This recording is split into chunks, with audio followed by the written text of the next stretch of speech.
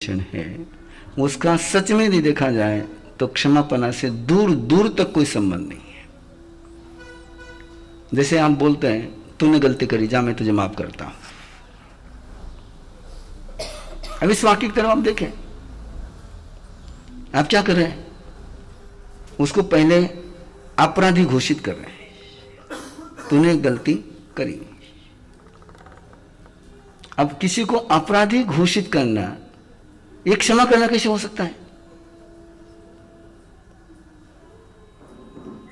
इसलिए आपके सारे पत्र क्षमापना कैसे जाते हैं और क्षमापना आप ऐसे ही करते हैं, इसलिए क्षमापना का आनंद आप लोग ले नहीं पाते। क्षमापना का पूरा जो कैरेक्टर है हम कल देखेंगे, लेकिन उसके लिए आज आपको ये जो प्रक्रिया मैंने आज बताई लिखने की, वो करनी जरूरी इसलिए है कि आप जब ट्रीटमेंट करते हो तो पहले डायग्नोसिस करते हो कि पहले दवा देते हो?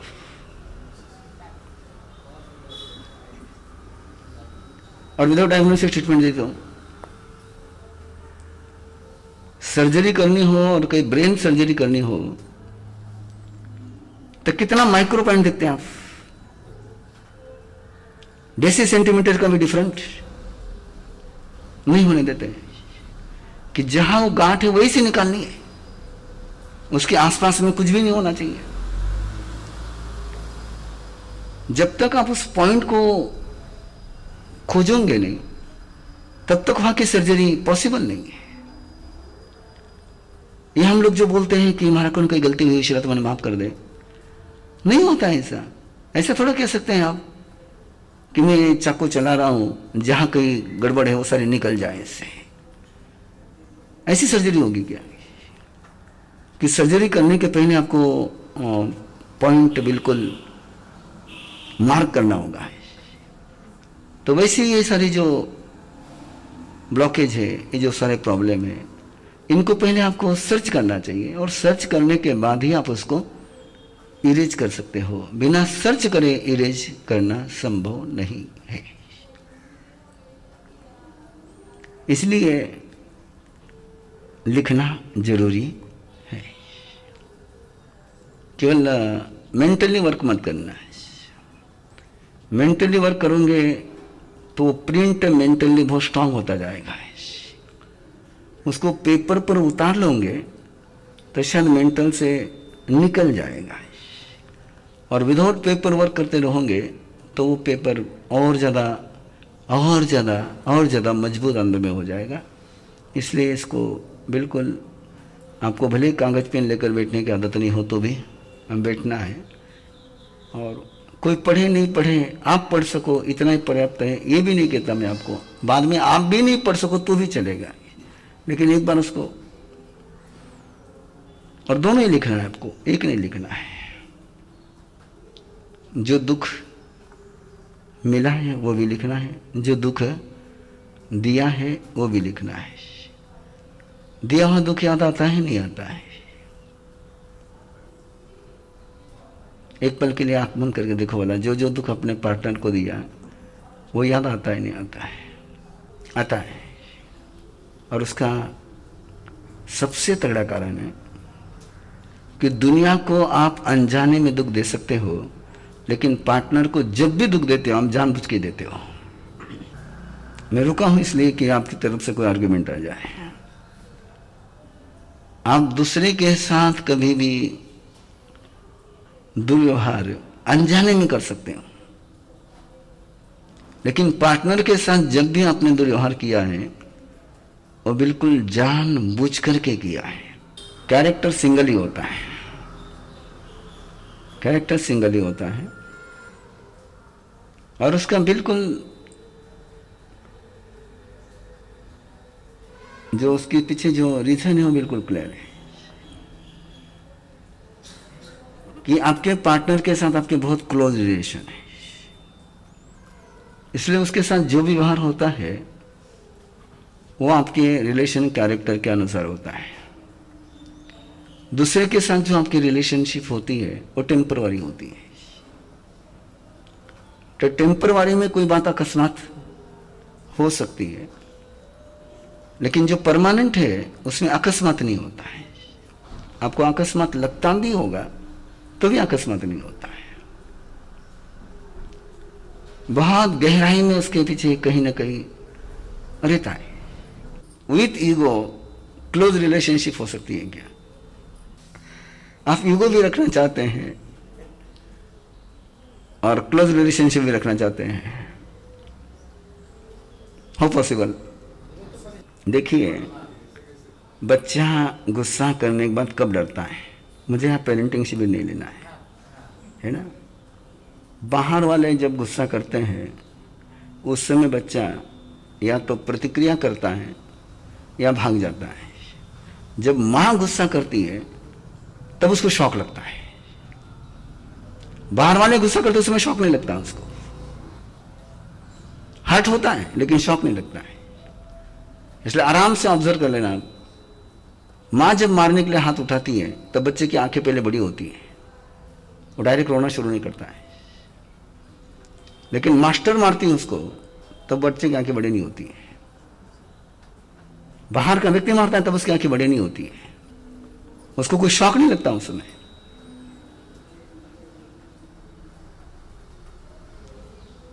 उसके ईगो को नहीं, उसके फेथ को चोट पहुंचती है कि मेरी मां मुझे मारती है, जो मुझसे प्यार करती है, जिसको मैं प्यार करता हूं। आस्था हिलती है। अनजाना व्यक्ति आकर के आपको गाली देता है तो उतने चुपते नहीं हो,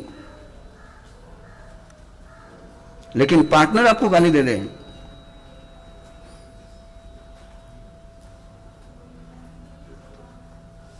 चुपती है। बड़े सिंपल शब्दों में संस्कृत में एक सुभाषित जाता है, सोना और लोहा, सोना और लोहा।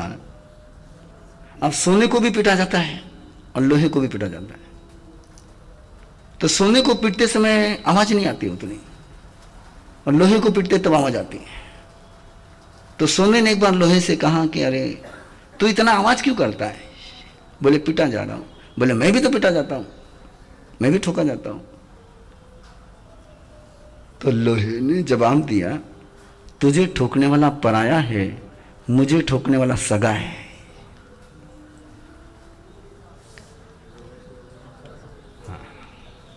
सोने से सोने को नहीं ठोका जाता है, सोने को लोहे से ठोका जाता है, लोहे को भी लोहे से ठोका जाता है। इसलिए पराया ठोके पीड़ा नहीं होती है, अपना ठोके पीड़ा हुए बिना रहती नहीं। बहुत गहरा है ना, बहुत गहरा है। दूसरों ने किया हुआ अपमान हम भूल जाते हैं, अपनों का किया हुआ अपमान जब भी याद आता है आंखों से पानी आ ही जाता है। आप चाहे जितना देख लो उसको। आप पराये घर गए और पानी नहीं मिला, रिएक्शन नहीं करोगे। घर पर आए और पानी नहीं मिला, टेम्परेचर हाई हुए बिना रहेगा नहीं। ये जितने भी एनालिसिस है ना अपेक्षा के, ये सारी बुक का जो एनालिसिस है, ये जो व्याख्यान का एनालिसिस है, वो विदाउट ऑब्जर्वेशन का है। अपेक्षा नहीं है, अधिकार है। अपेक्षा नहीं है, अधिकार है। अपेक्षा भंग का दुख नहीं होता है, ध्यान में रखना है। अपेक्षा भंग का दुख नहीं होता है। अधिकार जब तोड़े जाते हैं तब दुख के अलावा कुछ नहीं होता है। इसलिए जितनी भी तुम्हारी मार्केट की बुक्स है ना, वो सारी ऐसी ही है। कहीं का पढ़ा, कहीं का लिख दिया, इधर का लिया थोड़ा, आधा उधर का, आधा उधर का, आधा उधर का। उसमें सर्च, रिसर्च, ऑब्जर्वेशन बहुत कम है। आप देखिए ना, अभी आप सोचिए ना, अपेक्षा भंग के कारण से कि अधिकार भंग के कारण से। आप दुकान पर जाते हो, लोग दुकान पर जाते हैं, ग्राहक क्योंकि अपेक्षा होती है, नहीं आया उतना दुख होता है कि ग्राहक की अपेक्षा है, अधिकार नहीं है आपका। कोई कस्टमर आपके पास नहीं आया तो आप कुछ नहीं कर सकते हैं, लेकिन आपका बेटा आपके पास नहीं आया तो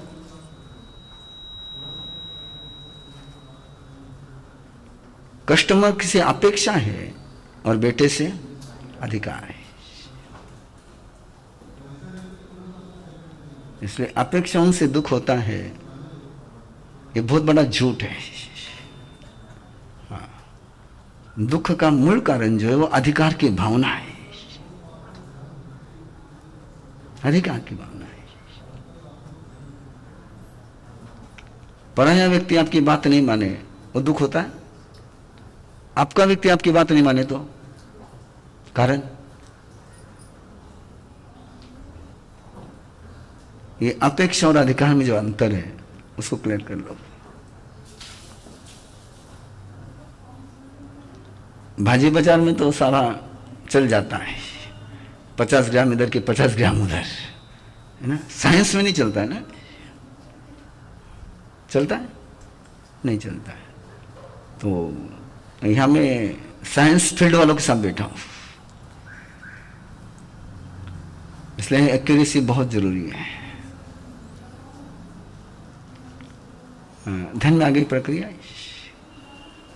तो आराम से आप देखिए और उसको जितना आप रियलाइज कर सकते करिए।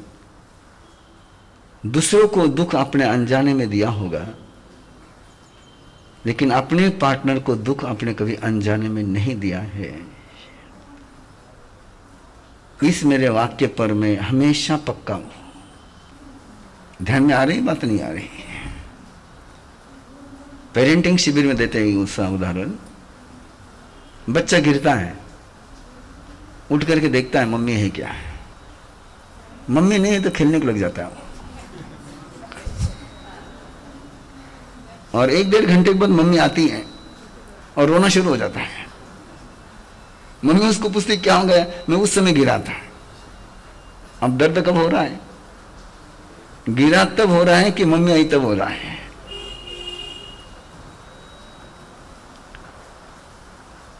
रोना कब चाहिए था? गिरा तब। रोता कब है? सुख या दुख हो, सुख हो या दुख हो, आदमी शेयर उसी के साथ करता है जिसको वो अपना समझता है।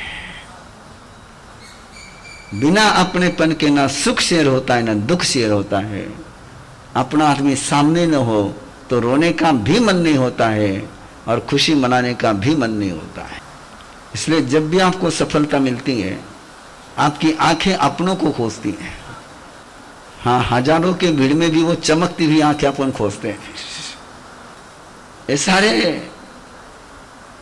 कैरेक्टर बहुत अच्छे हैं। तो ये संपुष्ट मंगल आपको 24 घंटे में एक बार करना है।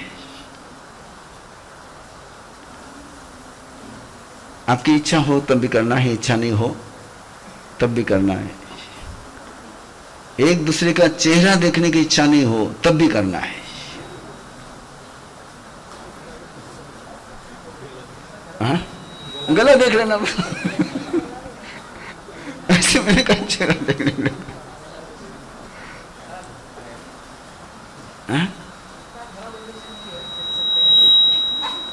रिलेशन खराब नहीं है, रिएक्शन खराब है। और रिएक्शन हमेशा रिलेशन में आती है, ये भी ध्यान में रखना। विदाउट रिलेशन रिएक्शन नहीं आती।